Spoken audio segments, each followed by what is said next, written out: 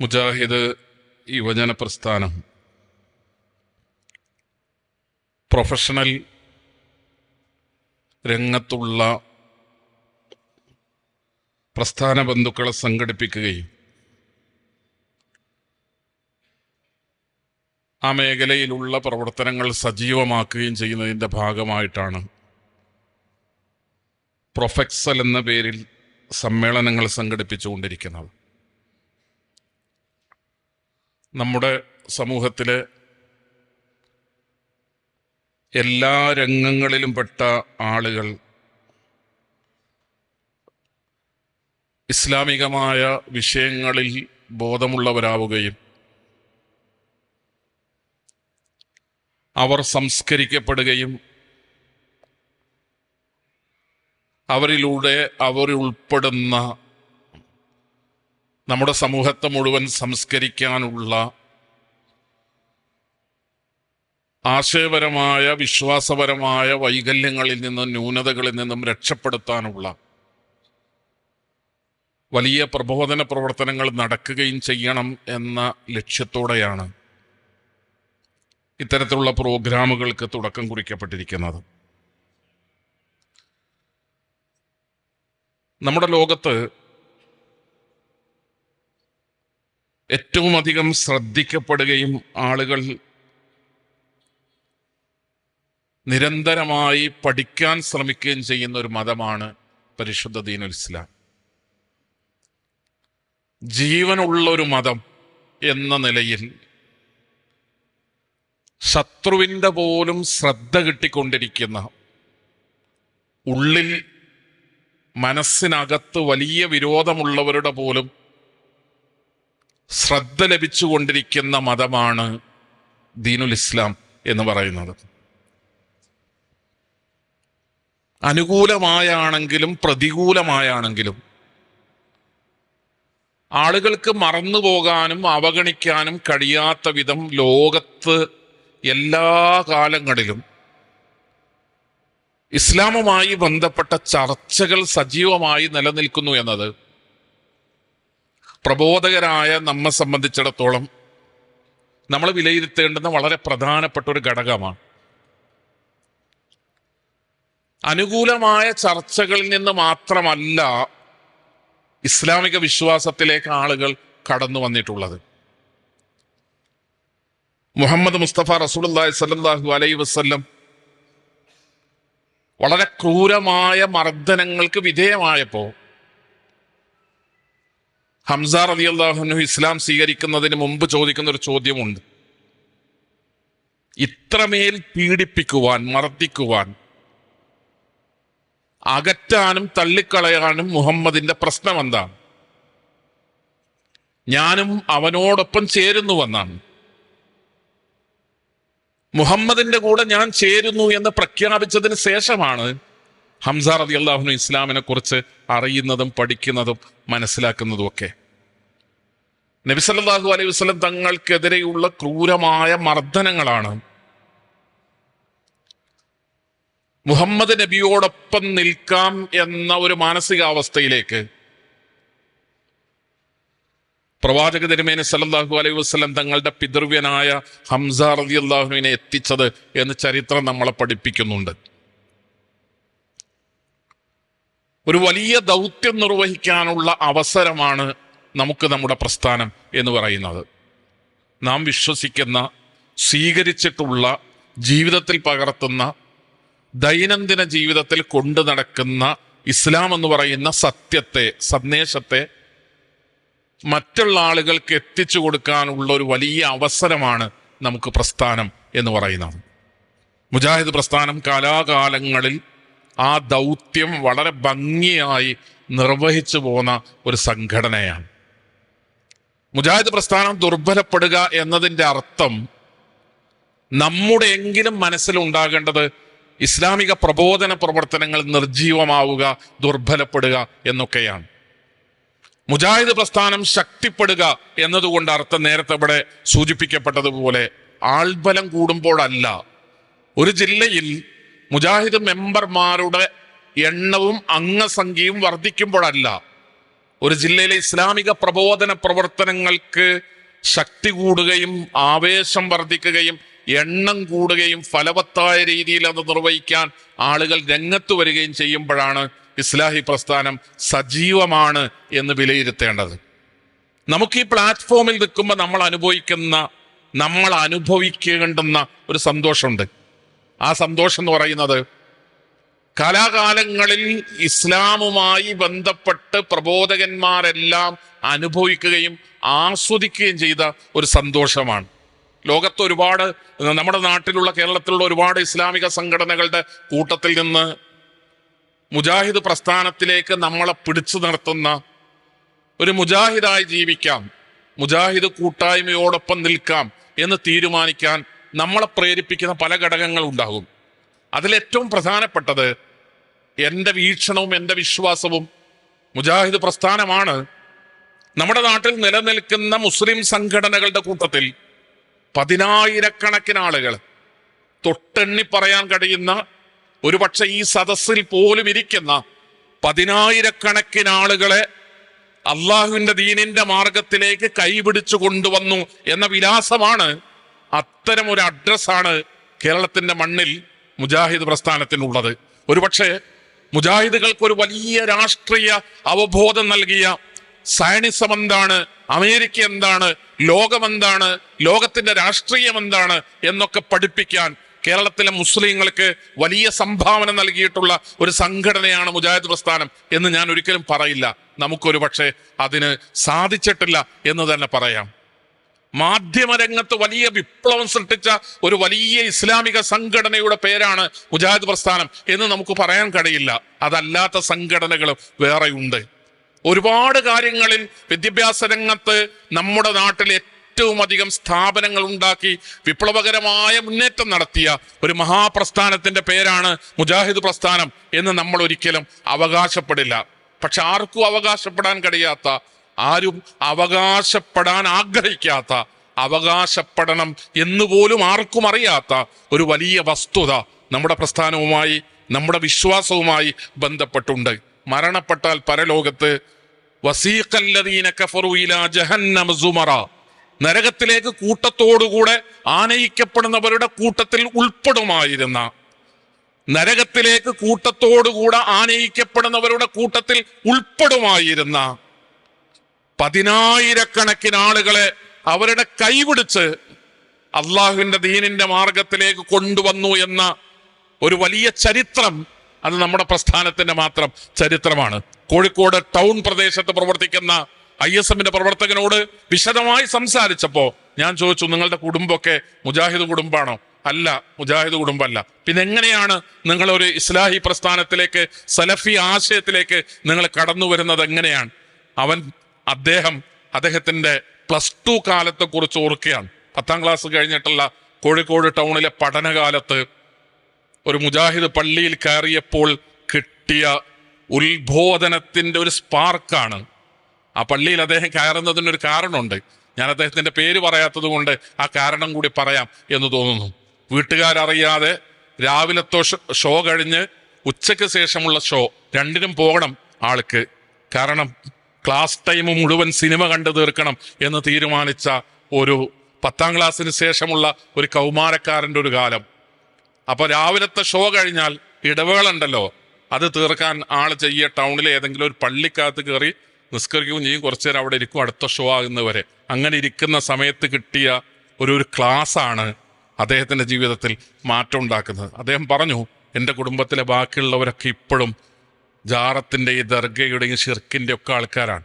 പക്ഷെ ഞാൻ ഈ ക്ലാസ്സിന് ശേഷം നിരന്തരമായി വെള്ളിയാഴ്ചകളിൽ ആ പള്ളിയിൽ പോകാൻ തുടങ്ങി. ഞാൻ അങ്ങനെയാണ് പ്രസ്ഥാനത്തോട് അടുക്കുന്നത്. നിങ്ങൾ സംസാരിച്ചു നോക്ക്, നിങ്ങളുടെ കസേരയുടെ തൊട്ടടുത്തിരിക്കുന്ന ആളോട് നിങ്ങൾ എങ്ങനെയാണ് മുജാഹിദ് പ്രസ്ഥാനത്തിലേക്ക് വന്നത് എന്ന് ചോദിക്കുമ്പോൾ, പരമ്പരാഗത മുജാഹിദുകളെക്കാൾ ബാപ്പ മുജാഹിദാണ്, മകനും മുജാഹിദാണ് എന്ന് പറയുന്നതിനേക്കാൾ എണ്ണം കൂടുതലും ശതമാനം അധികമുള്ളത് ഇങ്ങനെ കേട്ട, അറിഞ്ഞ, പഠിച്ച, മനസ്സിലാക്കിയ, ഉത്ബോധനങ്ങളിൽ നിന്ന് മനസ്സിനകത്ത് മാറ്റമുണ്ടായി പ്രസ്ഥാനത്തിലേക്ക് കടന്നു വന്ന ആളുകളുടെ എണ്ണമാണ് കൂടുതലുള്ളത്. ഞാൻ അവിടെയാണ് പറയുന്നത്, ഇതൊരു വലിയ ദൗത്യവാഹക സംഘമാണ്.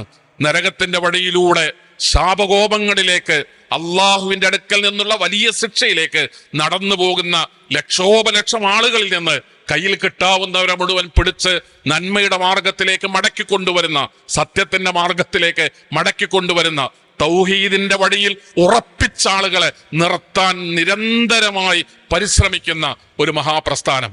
ഇത് ബലപ്പെടണം, ശക്തിപ്പെടണം എന്ന് തീരുമാനിക്കേണ്ടത് നമ്മളാണ്. ഒരു ദിവസം ഒരു പ്രദേശത്ത് ഒരാളെങ്കിലും അള്ളാഹുവിനെ കുറിച്ച് കേൾക്കുന്ന, അള്ളാന്റെ റസൂലിനെ കുറിച്ച് കേൾക്കുന്ന, പരിശുദ്ധ ഖുർആനിനെ കുറിച്ച് കേൾക്കുന്ന, അള്ളാന്റെ റസൂലിന്റെ തിരുസുന്നത്തുകൾ പഠിക്കുന്ന, അള്ളാഹുവിന്റെ ദീനിലേക്ക് വരണമെന്ന് ആഗ്രഹിക്കുന്ന ഒരാൾ നമ്മുടെ പഞ്ചായത്തിൽ, നമ്മുടെ പ്രദേശത്ത്, മഹല്ലിൽ, നമ്മൾ ജീവിക്കുന്ന ഗ്രാമത്തിൽ ആരെങ്കിലും ഒരാൾ അങ്ങനെ ഉണ്ടാകണം. അതിന് എൻ്റെ നാട്ടിലെ മുജാഹിദ് പ്രസ്ഥാനവും, എൻ്റെ നാട്ടിലെ യുവജന സംഘടനയും, എൻ്റെ നാട്ടിലെ സ്ത്രീകളുടെ സംഘടനയും, എൻ്റെ നാട്ടിലെ വിദ്യാർത്ഥി ഘടകവും, മുജാഹിദ് പ്രസ്ഥാനത്തിന്റെ എല്ലാ ഘടകങ്ങളും സജീവമായി പ്രവർത്തിക്കുന്ന ഒരു നാടായി എൻ്റെ നാട് മാറണം. പ്രബോധന പ്രവർത്തനങ്ങൾ എൻ്റെ നാട്ടിൽ ശക്തമായി നടക്കണം. അതിലൂടെ ഇനിയും കൂടുതൽ ആളുകളെ സ്വാധീനിച്ചു കൊണ്ടേയിരിക്കണം. എൻ്റെ പരിശ്രമ ഫലമായി നമുക്ക് ഓരോരുത്തർക്കും തീരുമാനിക്കാൻ കഴിയണം. എൻ്റെ അധ്വാനത്തിന്റെ ഭാഗമായി ആരെങ്കിലും ഒരാൾ രക്ഷപ്പെടുന്ന, ഒരാളുടെ കാതിൽ, ഏതെങ്കിലും ഒരു മനുഷ്യന്റെ കാതിൽ തൗഹീദിന്റെ ശബ്ദം ചെന്നലക്കുന്നതിന് കാരണക്കാരനായി ഞാൻ മാറുന്ന ഒരു സാഹചര്യം ഉണ്ടാകണം എന്ന് അതിയായി നമ്മൾ ആഗ്രഹിക്കണം. അതിനുവേണ്ടി നമ്മൾ അധ്വാനിക്കണം. പരലോകത്ത് വരുമ്പോ നമുക്ക് നഷ്ടപ്പെട്ടു എൻ്റെ ജീവിതം എന്ന് പറയേണ്ടി വരരുത്.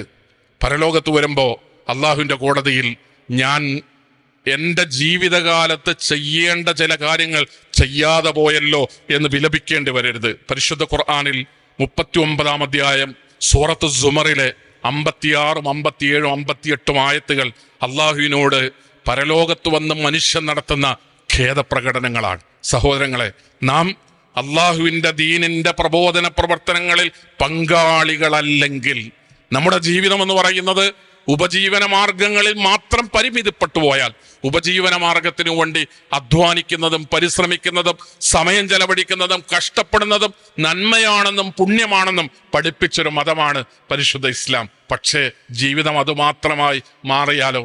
എന്തിനാണ് ജീവിക്കുന്നത് എന്ന ചോദ്യത്തിന്റെ ഉത്തരം എനിക്കും എൻ്റെ കുടുംബത്തിനും ജീവിക്കാൻ വേണ്ടിയാണ് എന്ന് ആയി മാറുന്ന ഒരു സാഹചര്യം നമ്മുടെ ജീവിതവുമായി ബന്ധപ്പെട്ടുണ്ടായാലോ?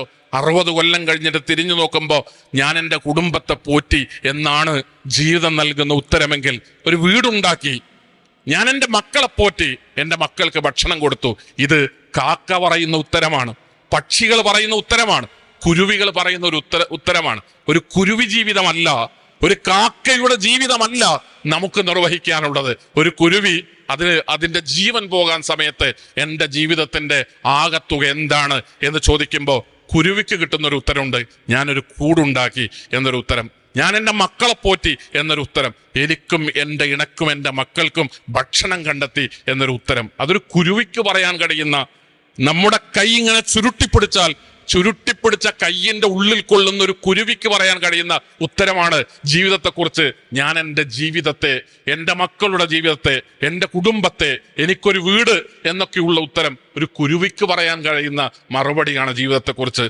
നമുക്ക് അള്ളാഹു ജീവൻ തന്നതും ജീവിതം തന്നതും അതിനു വേണ്ടിയല്ല. കുരുവിക്ക് അള്ളാഹു കൊടുത്ത ബുദ്ധിയെ വിശകലനം ചെയ്താൽ കുരുവിക്കും മക്കൾക്കും കുടുംബത്തിനും ഭക്ഷണം തേടാനുള്ള അറിവും മനസ്സും മസ്തിഷ്കവും സാഹചര്യങ്ങളും സാധ്യതകളുമേ കുരുവികൾക്ക് അള്ളാഹു കൊടുത്തിട്ടുള്ളൂ. നമുക്ക് നമ്മുടെ മക്കളെ പോറ്റാനുള്ള ബുദ്ധി മാത്രമല്ല അള്ളാഹു തന്നിട്ടുള്ളത്.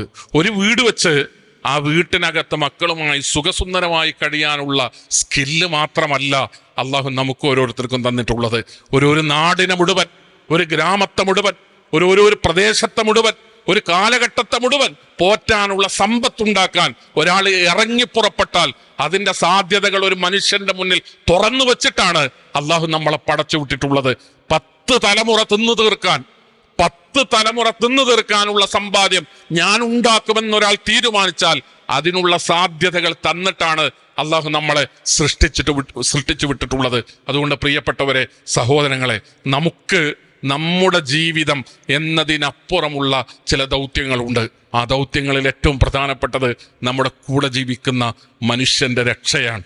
നമ്മളോടൊപ്പം ജീവിക്കുന്ന മറ്റൊരുത്തൻ്റെ രക്ഷയാണ് നമ്മുടെ ജീവിതത്തിലെ ഏറ്റവും വലിയ ലക്ഷ്യമെന്ന് പറയുന്നത്.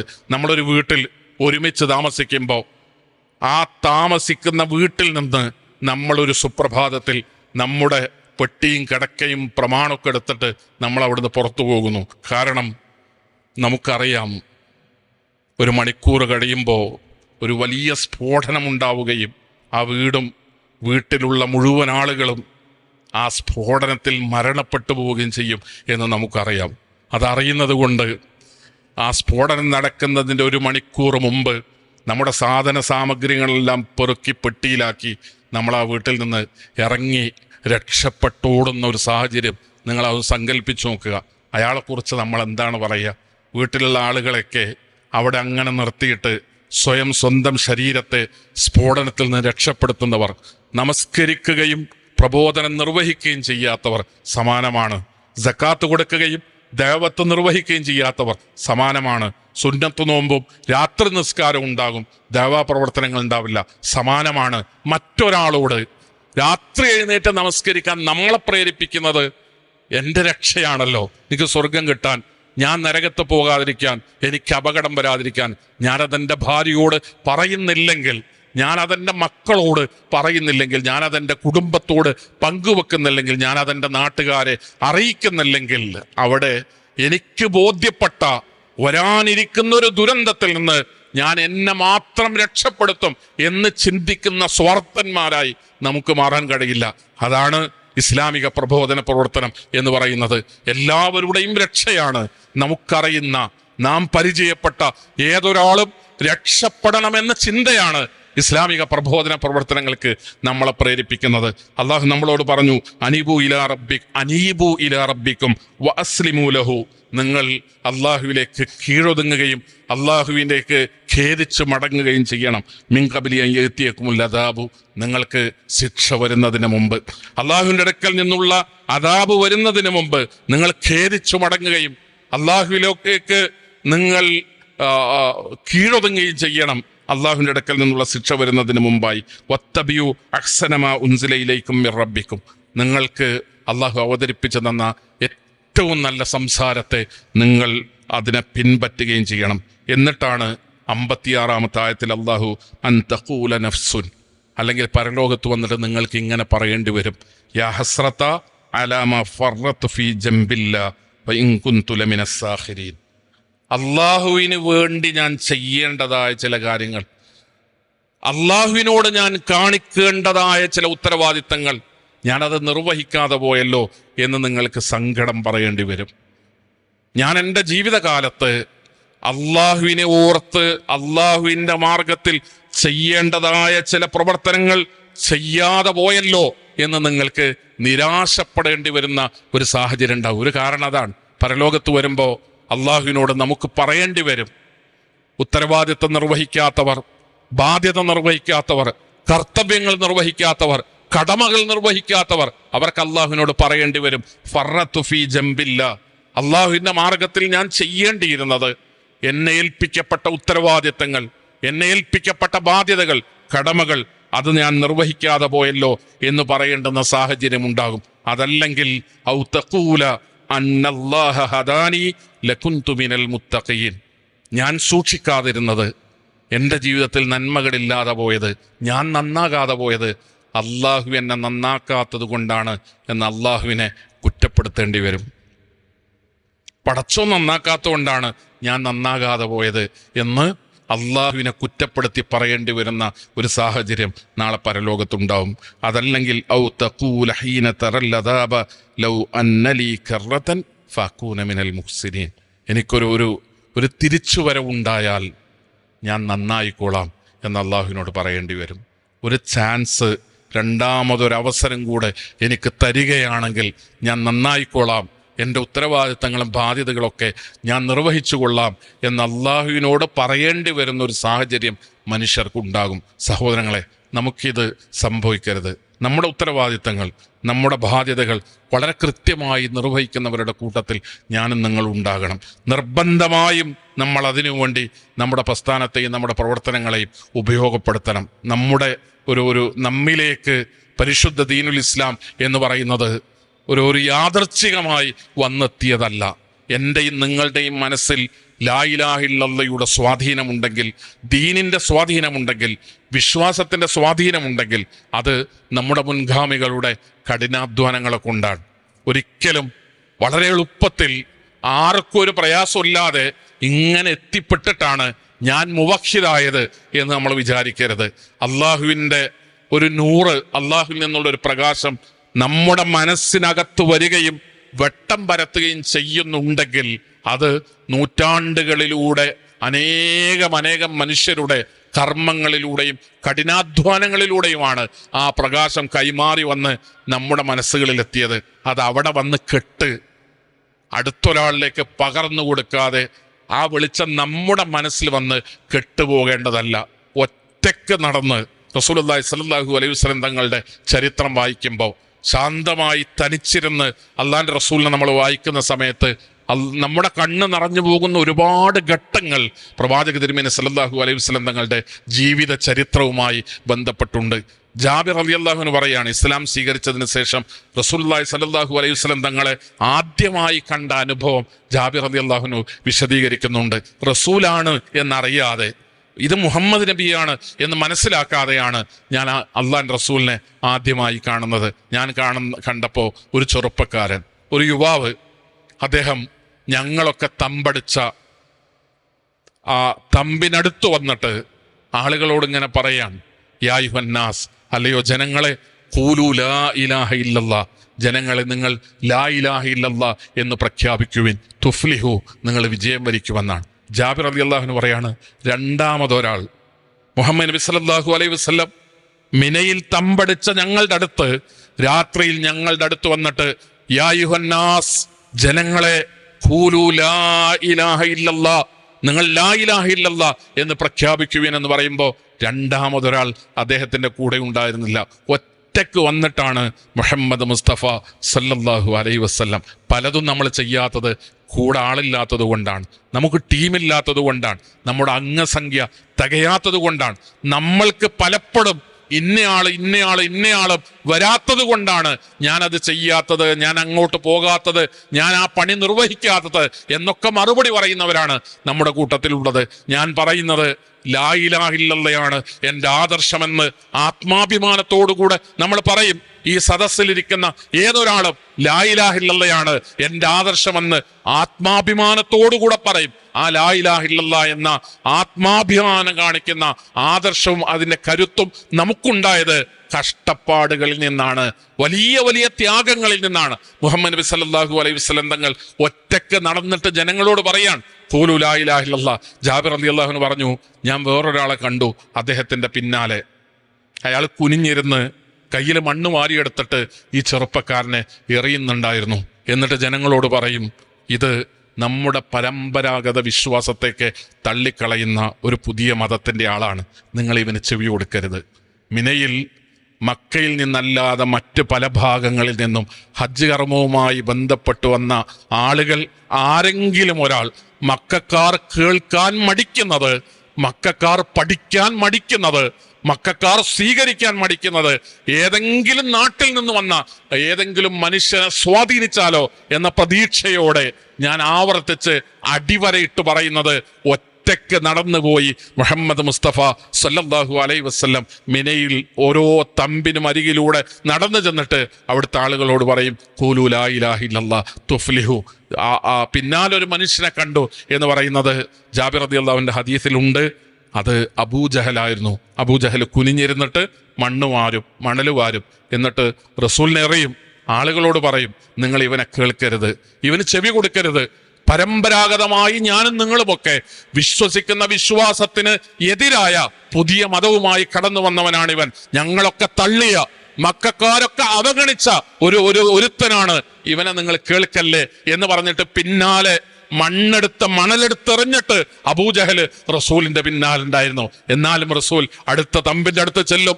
എന്നിട്ട് അവിടുത്തെ ആളുകളോട് യാ അയ്യുഹന്നാസ് ഖൂലൂ ലാ ഇലാഹ ഇല്ലല്ലാഹ് എന്ന് പറയും. ഒരു പ്രതീക്ഷയാണ് അല്ലാഹുവിന്റെ റസൂലിന്റെ മനസ്സിൽ, ആരെങ്കിലും ഒരാൾ തന്നെ സ്വീകരിക്കുമെന്ന്, തന്നെ കേൾക്കുമെന്ന്, ഈ ആദർശത്തെ സ്വീകരിക്കുമെന്ന് അങ്ങനെ കഷ്ടപ്പെട്ടിട്ടാണ്, ആരോരും കൂടെയില്ലാതെ അള്ളാഹുവിന്റെ പ്രവാചകൻ അടക്കമുള്ള ആളുകൾ കഷ്ടപ്പെട്ടിട്ടാണ് ലാ ഇലാഹ ഇല്ലല്ലാഹയുടെ സന്ദേശം നമുക്ക് ഓരോരുത്തർക്കും എത്തിയിട്ടുള്ളത്. നമ്മുടെ നാട്ടിലും ഇസ്ലാഹി പ്രസ്ഥാനം ഉണ്ടായത് ഓരോ പ്രദേശത്തിനും ഓരോ ഗ്രാമത്തിലും മുജാഹിദ് പ്രസ്ഥാനത്തിന്റെ 10 പ്രവർത്തകർ, പഴയകാല പ്രവർത്തകർ ഒരു ഗ്രാമത്തിലുണ്ടെങ്കിൽ നിങ്ങൾ ഒരു 10 ദിവസം ഇരുന്ന് കേൾക്കാൻ മാത്രമുള്ള ഒരു ചരിത്രം കേരളത്തിലെ ആ ഗ്രാമത്തിന് നമ്മുടെ പ്രസ്ഥാനവുമായി ബന്ധപ്പെട്ട്, തൗഹീദുമായി ബന്ധപ്പെട്ട്, ലാ ഇലാഹ ഇല്ലല്ലാഹുമായി ബന്ധപ്പെട്ട്, ഉമർ മൗലവിയുമായി ബന്ധപ്പെട്ട്, AP അബ്ദുൽ ഖാദർ മൗലവിയുമായി ബന്ധപ്പെട്ട്, രണ്ടത്താണി സയ്യിദ് മൗലവിയുമായി ബന്ധപ്പെട്ട്, മഹാരഥന്മാരായ നമ്മുടെ മുൻഗാമികളുമായി ബന്ധപ്പെട്ട് ഓരോ ഗ്രാമത്തിനും 10 ദിവസം കേൾക്കാനുള്ള കഥകൾ പറയാനുണ്ടാകും. കഷ്ടപ്പാടിലൂടെ, കഠിനാധ്വാനങ്ങളിലൂടെ, നിരന്തരമായ പ്രവർത്തനങ്ങളിലൂടെ, കേരളത്തിൽ നിരന്തരമായ പ്രബോധന പ്രവർത്തനങ്ങളിലൂടെ വളർന്നു വന്നൊരു പ്രസ്ഥാനത്തിന്റെ ഭാഗമായിട്ടാണ് ഞാനും നിങ്ങളും. ഇങ്ങനെ വന്ന ഒരാശയം നമ്മളിൽ തട്ടി, നമ്മളിലെത്തി ഇവിടെ വെച്ച് നിന്നു പോകുന്ന, അടുത്തൊരാളിലേക്ക് കൈമാറ്റം ചെയ്യപ്പെടാതെ പോകുന്ന ഒരു ദുരന്തം അത് സംഭവിക്കരുത്. അതിനാണ് പ്രബോധന പ്രവർത്തനങ്ങളിൽ പങ്കാളികളാകണം എന്ന് നമുക്ക് ആവർത്തിച്ചു പറയേണ്ടി വരുന്നത്. അതല്ല നഷ്ടപ്പെടുത്തുന്നവരും കെടുത്തിക്കളയുന്നവരും അടുത്തൊരു തലമുറക്ക് പങ്കുവെക്കാത്തവരുമാണെങ്കിൽ ആ മനുഷ്യ സമൂഹത്തെ മുഴുവൻ അള്ളാഹുവിന്റെ അപാരമായ ശിക്ഷയിലേക്ക് തള്ളിവിടുന്നവരായി ഞാനും നിങ്ങളും മാറുന്നൊരു സാഹചര്യമാണ് അതിലൂടെ ഉണ്ടാവുക. അതുകൊണ്ട് നമ്മുടെ പ്രസ്ഥാനത്തിന്റെ പേര്, നമ്മുടെ പ്രസ്ഥാനത്തിന്റെ ദൗത്യം, നമ്മുടെ പ്രസ്ഥാനത്തിന്റെ ലക്ഷ്യം ഇത് മനസ്സിലാക്കി ഈ സംഘടനയുടെ പ്രബോധന പ്രവർത്തനങ്ങളിൽ, പ്രചാരണ പ്രവർത്തനങ്ങളിൽ സജീവമായ ഒരു പങ്കാളിത്തം ഓരോരുത്തരുടെയും ഭാഗത്തുനിന്നുണ്ടാകണം. ഓരോ കുടുംബവും, നമ്മളിപ്പോ പ്രൊഫഷണലുകളുമായി ബന്ധപ്പെട്ട പ്രവർത്തനങ്ങൾക്ക് നേതൃത്വം കൊടുക്കുന്നത് ആ കുടുംബങ്ങളിലേക്ക് ഇസ്ലാമികമായ സന്ദേശം എത്തുന്നതിന് വേണ്ടി കൂടെയാണ്. നമ്മൾ മറ്റുള്ളവരെ രക്ഷപ്പെടുത്തുമ്പോൾ, മറ്റുള്ളവരോട് പ്രബോധന പ്രവർത്തനങ്ങൾ നടത്തുമ്പോൾ, മറ്റുള്ളവരുടെ സ്വർഗത്തെക്കുറിച്ച് ആകുലപ്പെടുമ്പോൾ, മറ്റുള്ളവർ നരകത്തിൽ നിന്ന് രക്ഷപ്പെടണം എന്നാഗ്രഹിക്കുമ്പോൾ അതേ പ്രാധാന്യം നമ്മുടെ ജീവിതവുമായി ബന്ധപ്പെട്ടുണ്ട്, നമ്മുടെ കുടുംബങ്ങളുമായി ബന്ധപ്പെട്ടുണ്ട്, നമ്മുടെ മക്കളുമായി ബന്ധപ്പെട്ടുണ്ട്. മതത്തിനെതിരായ, വിശ്വാസത്തിനെതിരായ, ദീനിനെതിരായ സന്ദേശങ്ങളും പ്രവർത്തനങ്ങളുമായി നമ്മുടെയൊക്കെ നാട്ടിൽ വ്യാപകമായ പ്രചാരണ പ്രവർത്തനങ്ങളുമായി ആളുകൾ രംഗത്ത് വരുന്നൊരു കാലമാണ്. ആരെയും ഇസ്ലാമിൻ്റെ ഒരു ചട്ടക്കൂട്ടിനകത്ത് പിടിച്ച് കെട്ടി നിർത്താം എന്ന് നമ്മൾ ആർക്കും വാക്കു കൊടുത്തിട്ടൊന്നുമില്ല. ദീനൊക്കെ കൂടി ഏതെങ്കിലും യുക്തിവാദിയുടെയോ ഭൗതികവാദിയുടെയോ നിരീശ്വരവാദിയുടെയോ ഒക്കെ പ്രചാരണം കേട്ട് അലിഞ്ഞില്ലാതായി പോകും എന്നുള്ളൊരു വേവലാതിയും നമ്മളാരും പ്രകടിപ്പിക്കേണ്ടതില്ല. തീർച്ചയായും പരിശുദ്ധ ദീനുൽ ഇസ്ലാം എന്ന് പറയുന്നത് അള്ളാഹു അവതരിപ്പിച്ച എന്ന് പറയുന്നത് കേവലം ഒരു പുസ്തകത്തിന്റെ സംരക്ഷണത്തെ കുറിച്ച് മാത്രമല്ല. അള്ളാഹു അത് പറയുന്നത് ഒരാശയത്തിന്റെ സംരക്ഷണത്തെ കുറിച്ച് കൂടിയാണ്.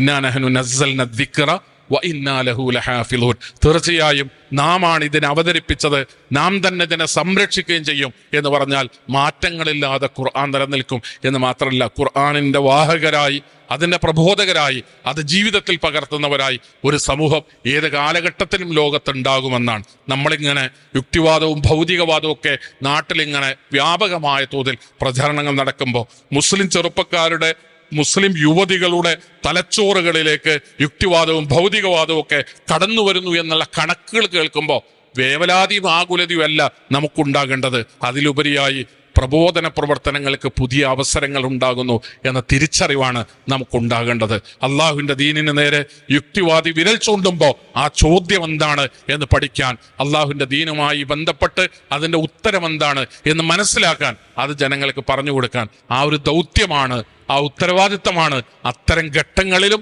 നമ്മുടെയൊക്കെ മനസ്സിലേക്ക് ഓടി വരേണ്ടത്. ഇതൊക്കെ കൂടി ഏതെങ്കിലും ഒരു യുക്തിവാദിയുടെ, ഏതെങ്കിലും ഒരു കാലഘട്ടത്തിൽ കടന്നു വരുന്ന ഒരു ഭൗതികവാദിയുടെ ഒരു പുസ്തകം കൊണ്ടോ ഒരു പ്രസംഗം കൊണ്ടോ ഒരു പ്രചാരണം കൊണ്ടോ ഇല്ലാതാകുന്ന ഒരു ദീനിനെ അല്ല നമ്മൾ ആരും പ്രതിനിധാനം ചെയ്യുന്നത്. എല്ലാ യുക്തിവാദികളും കൂടെ ഒരുമിച്ച് നിന്ന് ഊതിക്കെടുത്തിയാലും കെട്ടുപോകാത്ത ഒരു വെളിച്ചത്തെയാണ്, അള്ളാഹുവിന്റെ പ്രകാശത്തെയാണ് ഞാനും നിങ്ങളുമൊക്കെ പ്രതിനിധാനം ചെയ്യുന്നത്. ഊതുന്നവരും കെടുത്തുന്നവരും കെടുത്താൻ മോഹിക്കുന്നവരും തങ്ങളുടെ കയ്യിലുള്ള വായു കൊണ്ട് ഊതി കെടുത്താം എന്ന് കരുതുന്നവരൊക്കെ എല്ലാ കാലത്തും സമൂഹത്തിലുണ്ടാവും. അത് ഇന്നുണ്ട്. ഇസ്ലാം ദീൻ മറ്റുള്ള മതങ്ങളോടൊന്നുമില്ലാത്ത വിരോധം ഇസ്ലാമിനോട് കാണിക്കുക, മറ്റുള്ള വിശ്വാസങ്ങളോടൊന്നുമില്ലാത്ത അതിശക്തമായ എതിർപ്പ് ഇസ്ലാമിക വിശ്വാസത്തോടും ആശയത്തോടും പ്രകടിപ്പിക്കുക. ക്രൈസ്തവ വിശ്വാസമോ ഹൈന്ദവ വിശ്വാസമോ ആക്രമിക്കപ്പെടുന്നതിനേക്കാളേറെ ഇസ്ലാമിക വിശ്വാസത്തെ നിരന്തരമായ ആക്രമങ്ങൾക്ക് വിധേയമാക്കുക. ഇത് യുക്തിവാദികൾ കേരളത്തിൽ മാത്രമല്ല, ഇന്ത്യയിൽ മാത്രമല്ല, ലോകത്തെമ്പാടും സ്വീകരിച്ചു പോരുന്ന അവരുടെ രീതിയാണ് പുതിയ കാലത്ത്. അതിനെയാണ് നമ്മൾ നവനാസ്തികത എന്നൊക്കെ വിളിച്ചു പോരുന്നത്. നവനാസ്തികതയുടെ മുമ്പിൽ ശത്രു എല്ലാ മതങ്ങളുമല്ല, ഇസ്ലാം മാത്രമാണ്. നവനാസ്തികതയുടെ മുമ്പിൽ എല്ലാ മതത്തിന്റെയും ആചാര്യന്മാർ അവർക്ക് ശത്രുക്കളല്ല, അവരുടെ ശത്രു മുഹമ്മദ് നബി മാത്രമാണ്. അവർക്ക് എല്ലാ മതവും തകർക്കപ്പെടണം എന്ന ലക്ഷ്യമൊന്നുമില്ല, ഇസ്ലാം ഇല്ലാതാകണം എന്ന് മാത്രമേ അവർ ലക്ഷ്യം വെക്കുന്നുള്ളൂ. അത് ഞാൻ പറയുന്നത് ഇസ്ലാമിക പ്രബോധകന്മാരുടെ മുമ്പിലുള്ള അവസരങ്ങളാണ്, ഇസ്ലാമിക പ്രബോധന പ്രവർത്തനത്തിനുള്ള സാഹചര്യങ്ങളാണ്, സാധ്യതകളാണ് നമ്മുടെ മുമ്പിൽ ഉണ്ടാക്കി തരുന്നത്. പ്രതികൂലമായ സാഹചര്യങ്ങളെയും പ്രബോധന പ്രവർത്തനങ്ങൾക്കുള്ള അവസരങ്ങളാക്കി മാറ്റാനുള്ള തീരുമാനങ്ങളും യുക്തിയും അതിനുള്ള ബുദ്ധിയും അതിനുവേണ്ടിയുള്ള പരിശ്രമങ്ങളുമാണ് വിശ്വാസികളുടെ ഭാഗത്തുനിന്ന് ഉണ്ടാകേണ്ടത്. അതിനാവശ്യമായ ആയുധങ്ങൾ നമ്മുടെ കയ്യിൽ ഉണ്ടാകണം. ഒരു പ്രബോധകനായി മാറാനുള്ള, പ്രബോധന പ്രവർത്തനങ്ങൾ നിർവഹിക്കാനുള്ള ആയുധങ്ങൾ നമ്മുടെ കയ്യിൽ ഉണ്ടാകണം. നമ്മൾ ജീവിക്കുന്ന കാലത്ത് നമ്മൾക്കെതിരെ, വിശ്വാസത്തിനെതിരെ, ഇസ്ലാമിനെതിരെ ഉണ്ടായി വരുന്ന ഓരോ ആരോപണങ്ങളെയും എതിർപ്പുകളെയും അതിജീവിക്കേണ്ടത് തിരിച്ചുള്ള പ്രബോധന പ്രവർത്തനങ്ങളിലൂടെയാണ്. അത് നമ്മൾ ഏതെങ്കിലും ഒരാളെ കാത്തു നിന്നിട്ടോ ഏതെങ്കിലും ഒരു 10 ആളിൽ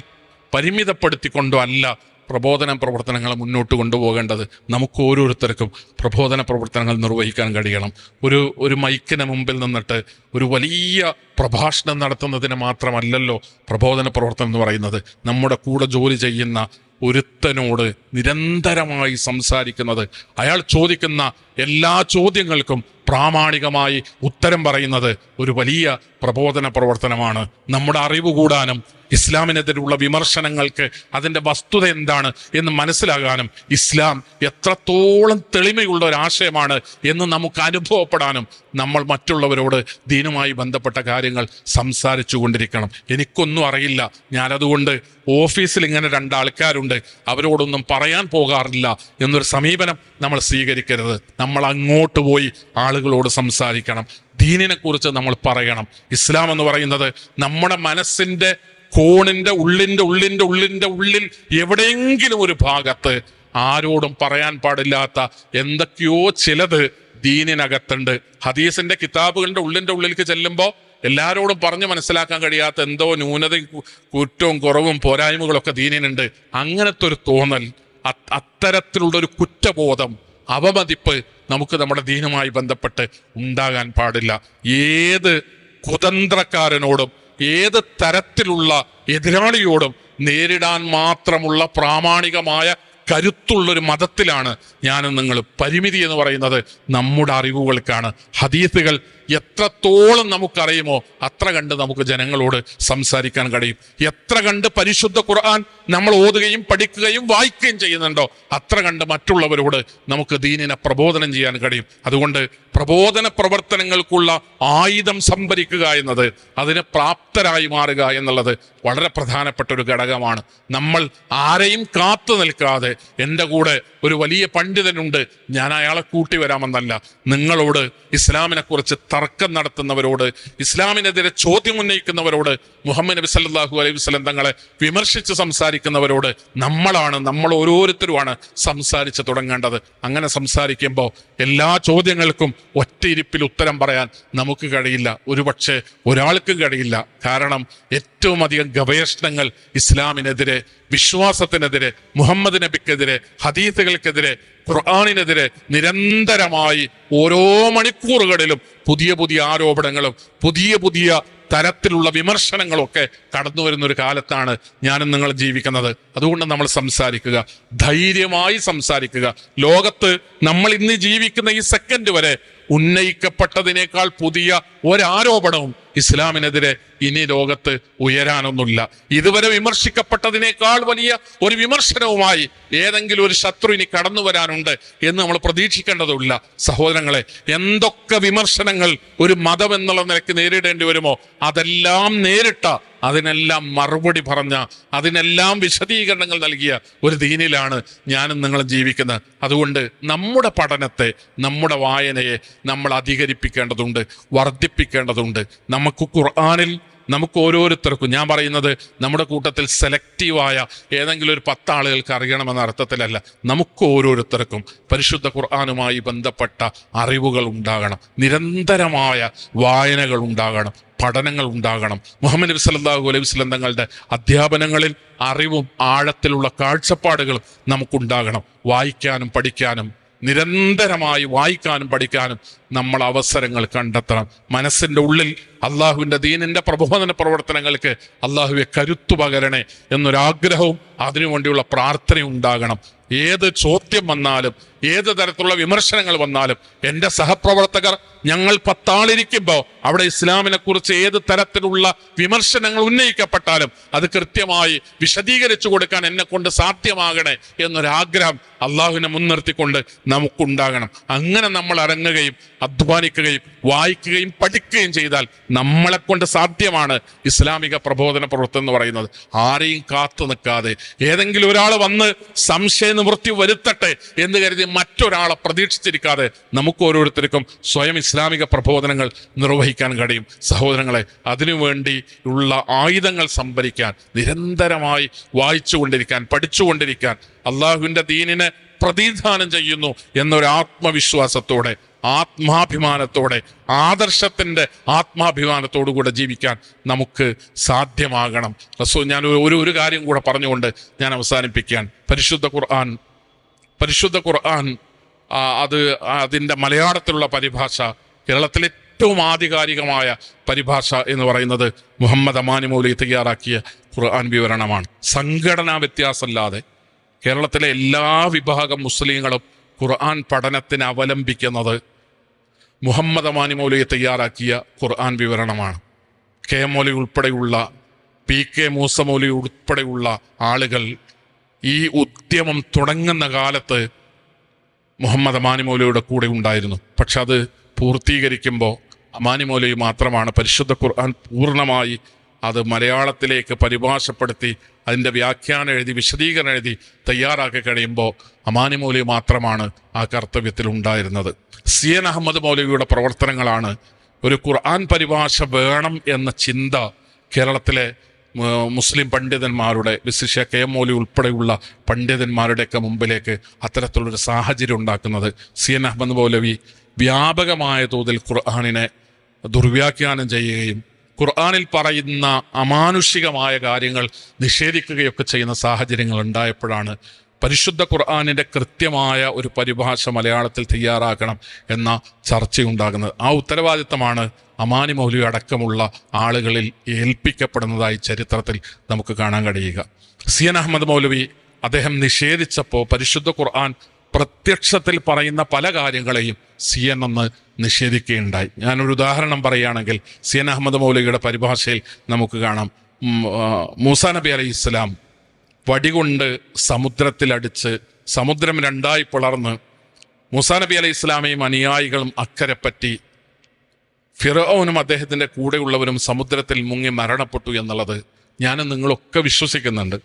പക്ഷെ അത് ഏതെങ്കിലും ഒരാളെ പറഞ്ഞ് ബോധ്യപ്പെടുത്തുക എന്ന് പറയുന്നത് വളരെ പ്രയാസമുള്ളൊരു കാര്യമാണ്. വടികൊണ്ട് വെള്ളത്തിലടിച്ചാൽ വെള്ളം ഇങ്ങനെ വകഞ്ഞു മാറി നിൽക്കുകയും അവിടെ ഒരു ഉണങ്ങിയ വഴി ഉണ്ടാവുകയും അതിലൂടെ കുറച്ച് ആളുകൾ നടന്ന് അക്കരെ പറ്റുകയും പിന്നാലെ പോയ ആളുകൾ നടുക്കടലിൽ മുങ്ങി മരിക്കുകയും ചെയ്തു എന്ന് പറഞ്ഞാൽ നൂറ്റാണ്ടുകൾക്ക് മുമ്പ് നടന്നൊരു സംഭവം ഒരു തെളിവില്ലാതെ നമ്മൾ ശക്തമായി ഒരു സംശയമില്ലാതെ നമ്മൾ വിശ്വസിക്കുന്നത് അത് പരിശുദ്ധ ഖുർആൻ അങ്ങനെ പറയുന്നു എന്നതുകൊണ്ട് മാത്രമാണ്. പക്ഷെ CN അതിനെ വിശദീകരിച്ചപ്പോൾ എല്ലാവർക്കും പരിശുദ്ധ ഖുർആനിനോടൊരു അപമതിപ്പുണ്ടാകാതിരിക്കാൻ CNൻ്റെ ഭാഷ അതാണ്. അങ്ങനെയുള്ള കാര്യങ്ങൾ പറയുമ്പോൾ ആളുകൾക്ക് ഇത് വിശ്വാസം വരില്ല. അപ്പോൾ ഖുർആൻ പറയുന്ന മറ്റു കാര്യങ്ങളോടും വിശ്വാസം ഇല്ലാതെയാവും. അതുകൊണ്ട് ആളുകൾക്ക് ബോധ്യപ്പെടുന്ന വിധം അദ്ദേഹം ഖുർആനിനെ വ്യാഖ്യാനിച്ചപ്പോൾ മൂസാ നബി അലൈഹി ഇസ്ലാം തൻ്റെ കയ്യിലുള്ള വടി കൊണ്ട് ഇങ്ങനെ കുത്തി നോക്കിയിട്ട് ആഴല്ലാത്ത സ്ഥലങ്ങൾ നോക്കി അങ്ങനെ നടന്നുപോയി. എന്നിട്ടാണ് മൂസാ നബി അലൈഹി ഇസ്ലാമയും കൂടെയുള്ളവരും രക്ഷപ്പെട്ടത്. ആ രീതിയിലാണ് സിയൻ വിശദീകരിക്കുന്നതായി നമുക്ക് കാണാൻ കഴിയുക. അത്തരമൊരു പശ്ചാത്തലത്തിലാണ് പരിശുദ്ധ ഖുർആനിന് മലയാളത്തിൽ പരിഭാഷ വേണം എന്ന ശക്തമായ ചർച്ചകൾ ഉണ്ടാകുന്നത്. ആ ചർച്ചകളുടെ ഉത്തരമായിട്ടാണ് മുഹമ്മദ് അമാനി മൗലവിയുടെ പരിഭാഷ ഉണ്ടാകുന്നത്. ഞാനതിൽ പറയാൻ ആഗ്രഹിച്ച ഒരു സാധനം, മുഹമ്മദ് അമാനി മൗലവിയുടെ പരിഭാഷ 25 വർഷക്കാലത്തെ ഒരു അധ്വാനത്തിൻ്റെ ഭാഗമാണ്. 25 കൊല്ലം, ഒരു മനുഷ്യാധ്വാനത്തിൻ്റെ 25 കൊല്ലം എന്ന് പറയുന്നത് നിങ്ങൾ സങ്കല്പിച്ചു നോക്ക്. നമുക്കിപ്പോൾ 50 വയസ്സുള്ള ഒരാൾക്ക് 25 വയസ്സ് മുതൽ 50 വയസ്സ് വരെ എന്തിനു വേണ്ടി എന്ന് ചോദിച്ചാൽ മുഹമ്മദ് അമാനി മൗലവി പറയുക ഖുർആനിനെ പരിഭാഷപ്പെടുത്താൻ ചെലവഴിക്കപ്പെട്ടു എന്നാണ്. ഖുർആൻ പരിഭാഷപ്പെടുത്താൻ വേണ്ടി മാത്രം ഒരു മനുഷ്യൻ്റെ, നമ്മുടെ കൂട്ടത്തിൽ ജീവിച്ച ഒരാളുടെ 25 കൊല്ലം ചെലവഴിക്കപ്പെടുക. ഞാൻ എപ്പോഴും ആലോചിക്കാറുണ്ട്, നമ്മളൊക്കെ ഖുതുബ പറയുമ്പോൾ, നമ്മുടെ കേരളത്തിലെ 10,000-കണക്കിന് മെമ്പറുകളിൽ ഖുതുബകൾ പറയുമ്പോൾ അവരൊക്കെ അവലംബിക്കുന്നത് മുഹമ്മദ് അമാനി മൗലവിയുടെ പരിഭാഷയാണ്. ഇന്നാ നഹ്നു നുഹ്യിൽ മൗത വനക്തുബു മാ ഖദ്ദമു വആതാറഹും വകുല്ല ഷൈഇൻ അഹ്സൈനാഹു ഫീ ഇമാമിൻ മുബീൻ. പരിശുദ്ധ ഖുർആൻ നമുക്ക് കാണാം 36-ാം അധ്യായം സൂറത്ത് യാസീനിൽ 6-ാമത്തെ ആയത്ത്. ഇന്നാ നഹ്നു നുഹ്യിൽ മൗത, മരിച്ചവരെ നാം ജീവിപ്പിക്കും. വനക്തുബു മാ ഖദ്ദമു വആതാറഹും, അവർ മുമ്പ് ചെയ്തു വച്ചതും അതിൻ്റെ പ്രതിധ്വനികളെയും നാം അവർക്ക് വേണ്ടി രേഖപ്പെടുത്തും.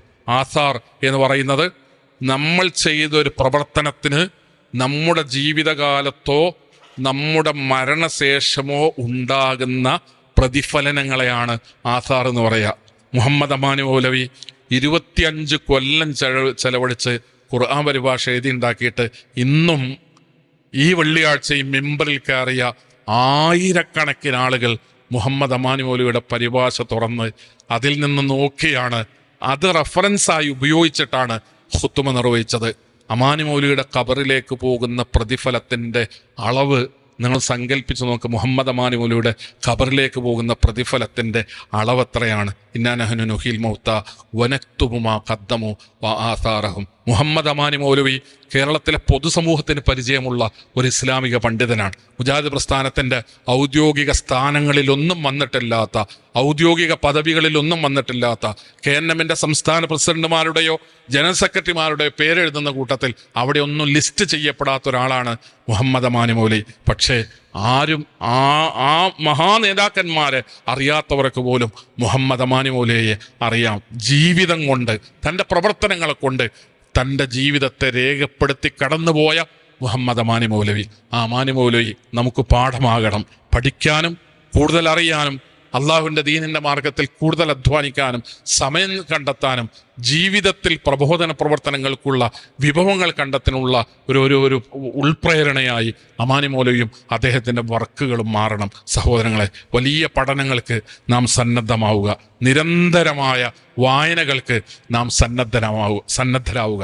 അതിലൂടെയാണ് നമുക്ക് പ്രബോധന പ്രവർത്തനങ്ങളിൽ സജീവമായ മുന്നേറ്റങ്ങൾക്ക് സാധ്യമാവുക എന്ന് മാത്രം നിങ്ങളെ ഓർമ്മിപ്പിച്ചുകൊണ്ട് ഇസ്ലാഹി പ്രസ്ഥാനത്തിൻ്റെ ISMൻ്റെ തുടർന്നുള്ള പ്രബോധന പ്രവർത്തനങ്ങളിൽ സജീവമായ സഹകരണങ്ങളും പങ്കാളിത്തങ്ങളും ഉണ്ടാകണേ എന്ന് വളരെ വിനീതമായി ആവശ്യപ്പെട്ടുകൊണ്ടും അഭ്യർത്ഥിച്ചുകൊണ്ടും ഞാൻ അവസാനിപ്പിക്കുകയാണ്. അള്ളാഹു അവനെ സൂക്ഷിക്കുകയും അള്ളാഹുവിനെ ഭയപ്പെടുകയും അവൻ്റെ കൽപ്പനാ നിർദ്ദേശങ്ങൾ ശ്രദ്ധിച്ചും അനുസരിച്ചും പാലിച്ച് ജീവിക്കുകയും ചെയ്യുന്ന സ്വാലിഹീങ്ങളിൽ, സജ്ജനങ്ങളിൽ, സദവൃത്തവാന്മാരിൽ കുടുംബസമേതം നമ്മെ ഓരോരുത്തരെയും ഉൾപ്പെടുത്തി അനുഗ്രഹിക്കുമാറാകട്ടെ. വാഖിറു ദഅവാനാ അൽഹംദുലില്ലാഹി റബ്ബിൽ ആലമീൻ. അസ്സലാമു അലൈക്കും വറഹ്മത്തുള്ളാഹി വബറകാതുഹു.